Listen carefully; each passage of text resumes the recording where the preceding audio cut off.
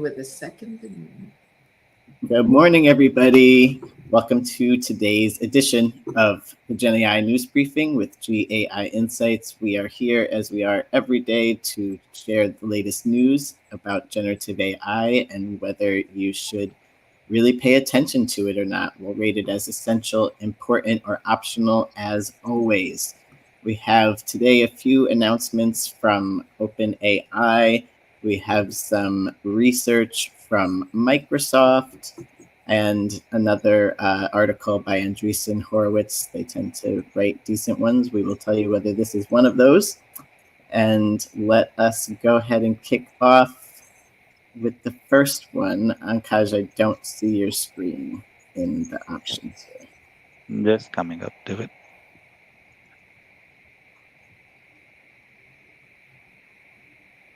David, can you please bring up your screen for a minute? It's not letting me bring up my screen. Okay. And good morning, the listeners. Michael, good morning. Good morning, Michael. We have more than one, but we are acknowledging Michael.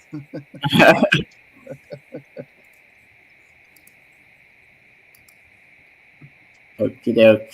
Here is our first piece. Ankaj, go ahead and introduce if you don't mind. Thanks, David. So the first one that we have for today comes from OpenAI. So OpenAI has released the voice capability that it had showcased a few months back. Now we can just talk to OpenAI and get all our problems solved. As we hope, right? Yeah, so I took this one to kick off. Basically, this is saying that the announcement that they made back in May when they did that demonstration, if you recall, the CTO Miramati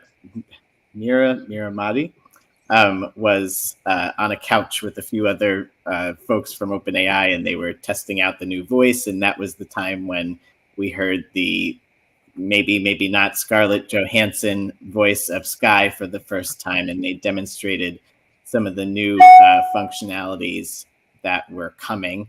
And this announcement is about just one of them, really. It's not all of them. Basically, that the new voices are available, that they are going to be able to respond in real time.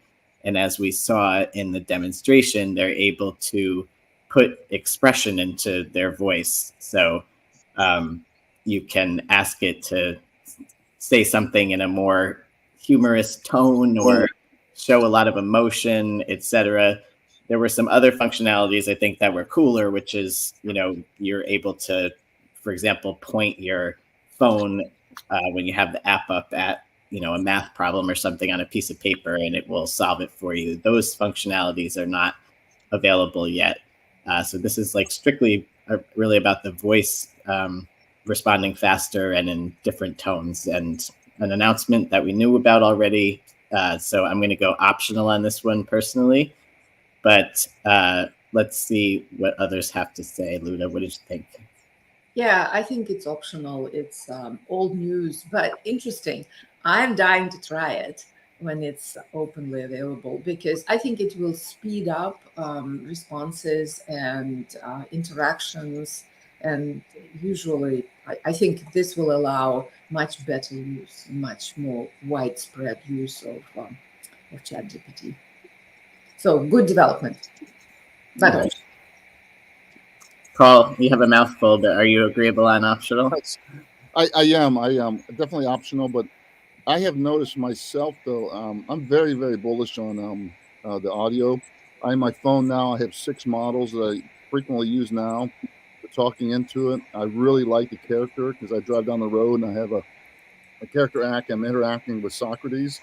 So this idea of more capabilities coming is great. And I thought Michael Novak's comment, let me pop it up here quickly, it's plug and play is becoming plug and say, I think is really interesting, but definitely for our readers, this is optional. Important trend, but optional. All right, we will go optional on this one. I'm going to just switch us over to Ankaj's screen, which is back with us, and we'll go on to the next one. Okay, the next one comes from the robotic space. Neura is a startup that is showing off its humanoid robot that is titled 4NE1. Yes, so NVIDIA is, I can't remember the name of the conference that they're making these announcements at. That's why we've had a few different. SIGGRAPH. What was it, Ankaj? SIGGRAPH. Okay. They're making a bunch of announcements and they're all around robotics, and this is one of them. Paul, what do you think? Yeah, another emotionally interesting visual of humanoid robotics, but it's optional. It's still in the future, and there's dozens of these out there now. So optional for a leader. Yeah, and it's as the article points out, and Ankaj, could you play the video that is a little further down, I believe? As the article points out, it's kind of another video where it's just kind of cutting from thing to thing. So this robot was apparently, trained with some of the new tooling that NVIDIA is offering, but it kind of cuts from scene to scene. You don't really see how fast it moves, et cetera. So it's hard to say whether this is really impressive or not. Luda, I call you Mrs. Robot. What do you think? Yeah, well, as you know, I am bullish on, first of all, applaud to NVIDIA to providing the necessary tools. This is moving forward very quickly, and I really think that this is wonderful, but optional for the readers. All right, another optional for today on this, but exciting as this progresses. What do we have next?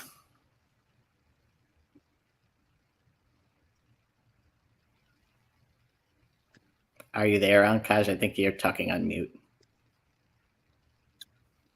Sorry, my bad. So the next one, again from OpenAI. So OpenAI has launched an experimental GPT-4 long output model. It has 16x token capacity. Yes, this is just in testing. This is not available to a wide audience just yet. What did we think about this one? Who do we have here? Luda. Yeah, I actually put optional on it. To tell you frankly, I was surprised when I opened the article. I said, well, that's interesting, the bigger output. And then I realized that if you're working on a program that requires a lot of changes and iterations, you might need, meaning software development, meaning that you might need a bigger window. Note, though, all the input plus output is still limited to 128,000 tokens. So you can shrink the inputs to get bigger output, or you can do well on the input, but realize that you wouldn't get that big of an output. So it's an important step, but for some portions of the applications, but optional. Yeah, this for writing too is helpful because there's a lot of times when I'm trying to have it give me some help rewriting something, and I need it to write something longer, and it just gives me something short, which is not hitting the mark. So I could see this being useful for that as well. Adam, on the road, did you have any different thoughts on this one? No, Luda nailed it there. Really, it's an increase to the output size, but the total window size hasn't changed. So, yeah, just for those specific use cases, coding and writing, it's going to be helpful for some people, but it's incremental, optional news. All right, the third optional of the day. Will we move out of the optional camp? Let's see. What do we have next? David, if I may, before we go to the next one, I did want to answer the question from Colaberry in the comments here. I think that's Rambo. I'm not positive. Paul, what are the 6 apps that I mentioned?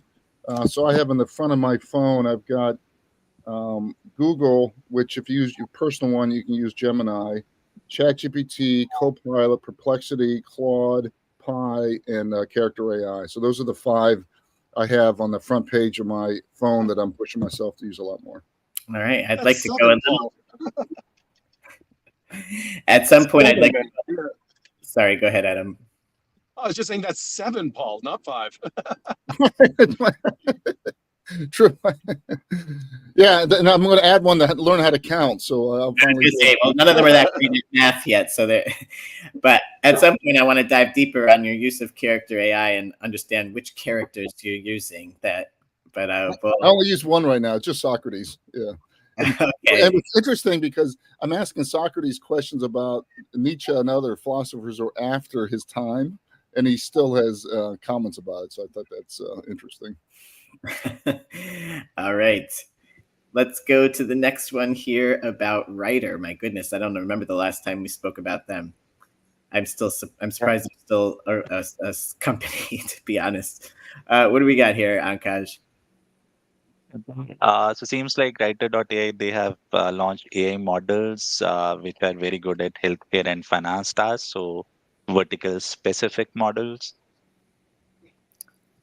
Yeah, interesting title on this one. I mean, did the author try the article or try these models and see if they're scary good? I doubt it. But what did we think about this one? Who do we have here? Oh, this is me. I assigned it to myself.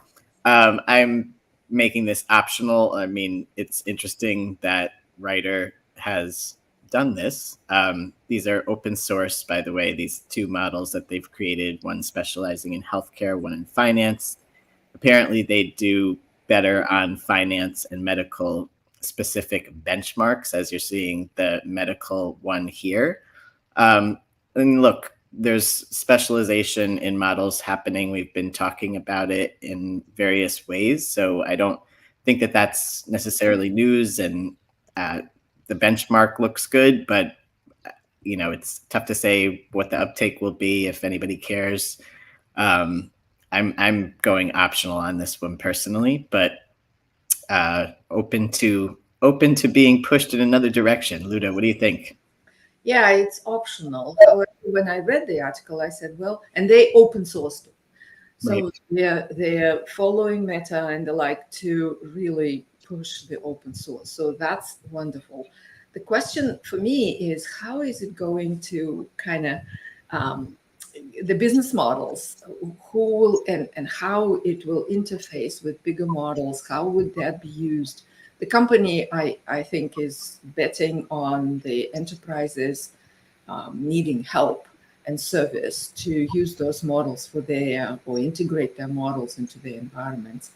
But it's an interesting question for me how it will all sort out. But optional, I agree with you. There's nothing really news per se. All right, Paul, Adam, any differences of opinion or thoughts? Nope. All right, still in optional. What do we have next here? Okay, the next one comes from A16Z and it talks about death of Salesforce, and that why AI will transform the next generation of sales tech. Yes, I know, Paul, you've been doing some trainings on sales using GenAI, and you're very bullish on it, so I assign this one to you. Yeah, I signed this as rated this as important. I mean, one, we know after coding, at least in my view, sales has some of the biggest ROI because the productivity improvement is directly attributable to top line growth, which is something executives understand. Two, Andreessen Horowitz, I know they've got a lot of people over there, but they're doing some really good research over time on these pieces, and I'm finding them very good. And third, I think that we are having debate as an industry. Are we going to really see another wholesale set of AI native companies from the bottom up to disrupt the incumbents, as we saw with client server, the internet to mobile? And for all those reasons, I think this is an important article for our AI leader. I would like to make a case for essential. Ankash, if you can scroll down to the all the current startups in segments. Yeah, it's kind of close to the bottom. I agree with Paul here, and if you can enlarge it, maybe. So right here, that graphic, yeah. So, I mean, look at this, right? This is like it's the whole thing is under attack. So the article doesn't give any answers because it's not clear how the paradigm will shift. What they're saying, the paradigm will shift. You no longer will be thinking, spend a lot of time researching for the leads. You no longer will be looking for marketing materials, assemblage of this material. So a lot of routine tasks will be taken care of. And moreover, you can get a prioritized list of your prospects with prioritized by ability to buy within the next 30 days. I mean, it's a dream of a salesperson, right? And in general, the CEO of a company or any company. So I think it's essential. A lot of stuff is happening sort of under the radar because nobody has shifted the paradigm.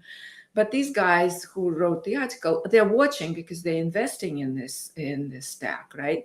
So they see that this is happening. Hasn't happened yet, but Salesforce and HubSpot, beware. I think they need to, and they're looking at how to deploy AI. So they might shift the paradigm, but it's happening. It's happening. Ludo, I think really well said. And I think one example of that, I don't want to name the company, one company we're working with, they have 7,000 employees. They have 850 people in their sales group, 350 carry quotas. And if you can get those 350 people to spend less time finding propensity and marketing and just doing the last sales rep in the loop and to spend more time, it absolutely has to make a difference unless you've got bad reps and no market into your revenue. It's really, and I think and unlike software coding, this is something execs can understand. That software coding is like this mysterious group in the back, and they are always doing their own things. But everyone understands. Many people understand sales. Yeah. And Ankash is putting the screen up on the pricing. So the article doesn't really say this will be the answer, but it says, look, it can shift into the model of per success, per lead, per close, per whatever, rather than per seat. And that is interesting, right? Whether it's a sustainable model or not, we don't know, but it's certainly a fight of business models as well in that space. So it's interesting. And I think every CEO, Yeah. every CEO need to know. Ludo, I think you're making a persuasive case for essential, at least in my mind. So I'm upping my vote. I think the other thing this reinforces is the trend where the last 30 years, Google has taught us to be in the search mode.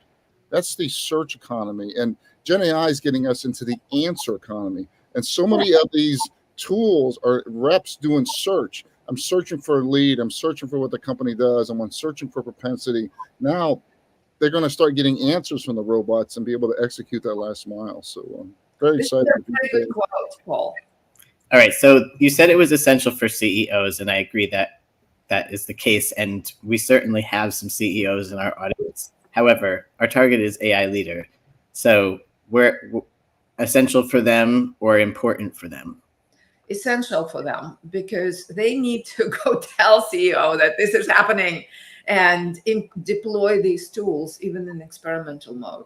Because if the CEO is not aware, he wouldn't push it. But if the CEO is aware, that this will be the high priority. Okay, sold. Essential it is. We've broken out of our optional rut here. All right, what do we have next? I believe one more piece. Yes, David. So the last one comes from Microsoft. So Microsoft did this report some time back on generative AI in real world workspaces, and it has now released a second report on the same topic. All right, is this more self-serving research, Luda, or does it have a leg to stand on? What do you think? You're on mute. It's a bit self-serving, and counting pennies. In some reports, like, okay, 5% improvement. But it is a very good summary of all the all the various studies that have been made in the lab and out there in the field to see the productivity gains in a very good, scientific way. And in that sense, looking at all these studies with a great reference at the end, right? Looking at all these studies, there's certainly conclusion that this AI is helping getting quite a bit of productivity gains across the board. So I think it's important for AI leaders to decipher. And it's in different industries. It's self-serving to Microsoft, just pushing the Copilot or whatever. But it is a broad summary. So, but it is a difficult thing to get through. It's in the spirit of Microsoft. It's very tedious article, but important nonetheless for me. All right, Adam, I saw you rated it important in our pre-game spreadsheet. Did you have anything that stood out for you or anything else to add? Yeah, I don't have it in front of me, but definitely there were some metrics in there. I mean, like it was a large enough study, and they've done enough work here on the research side that they're actually able to talk about statistical significance. There's some really interesting insights in terms of the findings of the people who are using this thing on the daily basis, who are getting 30 minutes a day in productivity out of it. Like, what are the behaviors and habits we see from these people? You know, what are the things we can expect? What are the things that are going to have the impact? It's just packed with a lot of really, really valuable insights. Actually, not to the core of essential, but I would give it a solid Timmer upper pocket sort of important. Yeah.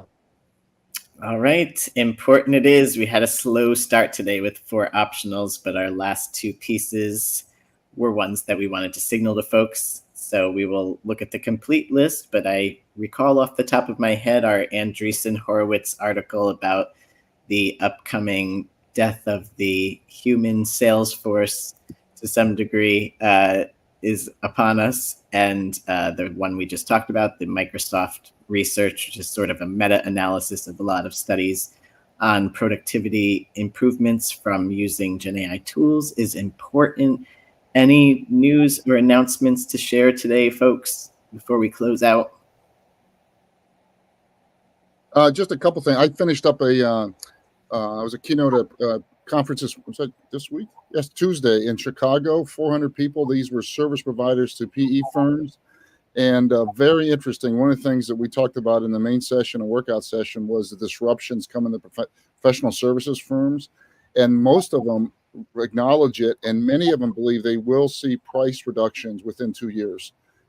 So it is definitely. We've been talking about the wins industries, the ones in the crucible. They're getting directly impacted by some of the productivity things we had in here. And that was really good evidence this week that the actual practitioners who are not in AI, but are actually monitoring this, are starting to see that as well. Yeah, I've been hearing that the price pressures in professional service, I mean, they're already there. When longer term projects or contracts are being talked about, customers are saying, well, I expect the pricing for next year and the year following to be reduced from what you're charging today because you'll be using these tools and be more productive. So it's certainly starting to happen. And at 9 o'clock today, Adam, I've got another just 5 minutes in front of this law firm. Where it doesn't matter. They're a big law firm in the Midwest. I spoke to them 6 months ago, and they thought it was quaint and cute, Luda, that we were talking about disruption coming to professional services firms, particularly law. And I'm kind of curious now where, has that changed or not in 6 months and watching $1 billion plus go into AI legal tech firms. Yes, and then one other piece of news that Michael just noted is the AI Act is now effective. So we'll see if it's effective in the other term. All right. Good discussion as always, everybody. Have a great day, and we will see you tomorrow, Yay Day Friday. Have a good one.